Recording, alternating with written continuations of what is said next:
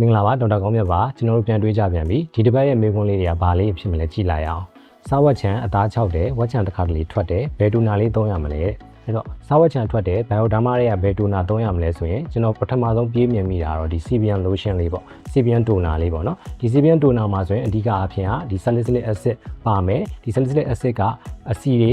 စုပြီးတော့ချွေးပေါက်ထဲမှာပိတ်တာမျိုးမဖြစ်အောင်အဆီဘူးတွေစားဝတ်ချံတွေမဖြစ်အောင်တားဆီးပေးတယ်ပြီးတော့ဒီ salicylic acid ကြောင့်အသားကျန်ခြောက်သွားတာမျိုးမဖြစ်အောင်သူက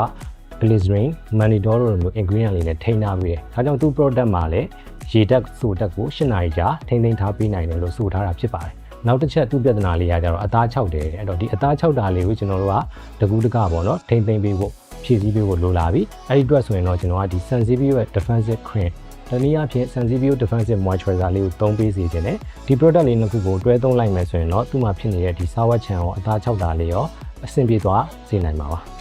ကျွန်တော်ဒုတိယမေးခွန်းလေးကိုဆက်လိုက်အောင်ဒုတိယမေးခွန်းကဆိုရင်မျက်နှာက dry skin နဲ့အဆီဘူးထွက်တယ်အမဲဆက်နည်းနည်းရှိတယ်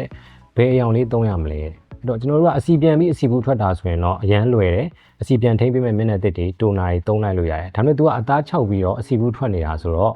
ကျွန်တော်နီးလန်းလေးတစ်ခုပြောမယ်ပေါ့နော်အထူးသဖြင့် तू ကလည်းအိမ်မှာပဲနေရတဲ့သူအလုပ်ကလည်း air con ကန်ထဲမှာပဲလုပ်ရတဲ့သူအပြင်သွားပြီးတော့မျက်နှာအညစ်အကြေးတွေထိတွေ့တာမျိုးမရှိတဲ့သူတွေဆိုရင်ကျွန်တော်မျက်နှာသစ်စီအပြင်းစားတွေမသုံးမင်းနဲ့ဒီ Bioderma ရဲ့ Sensibio H2O ပေါ့နော် micellar water လေးသုံးပြီးတော့ cleansing လုပ်လို့ရတယ်ဒါလေးနဲ့အရင် cleansing လုပ်ပြီးသွားရင်တော့ဒီ Sensibio series တဲ့ကပဲ defensive serum လေးကိုသုံးပြီးဒီ serum လေးမှာဆိုရင်ကျွန်တော်ရောင်ရမ်းတာတွေကိုတက်တာစေမယ် carnosin နောက်ပြီးတော့ဒီ skin barrier ကိုပို့ပြီးတော့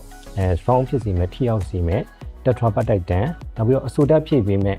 moisturizing effect အတွက်ဆိုရင် hyaluronic acid ပါမယ်နောက်ပြီးတော့ soothing ဖြစ်စေမဲ့ vitamin E နဲ့ antioxidant လေးတွေလည်းပါဝင်နေတယ်ဒီ active ingredient လေးတွေအသားအိတ်ပေါ်မှာရေရှည်တည်မြဲပြီးတော့ထိရောက်ဖို့အတွက်နောက်ကနေကျွန်တော်တို့ Sensibio defensive cream လေးလိုက်လိမ့်ပေးလိုက်ပါဒါဆိုရင်တော့သူ့မှာဖြစ်နေတဲ့မျက်နှာပြဿနာလေးတွေအဆင်ပြေသွားမယ်ဒီလိုလေးသုံးပေးနိုင်တယ်ဆိုတာကျွန်တော်အကြံပြုချင်ပါတယ်ဒီဗီဒီယိုလေးကတော့ဒီလောက်ပါပဲကျွန်တော်တို့နောက်ဗီဒီယိုလေးမှာပြန်လည်ဆုံတွေ့ကြမယ်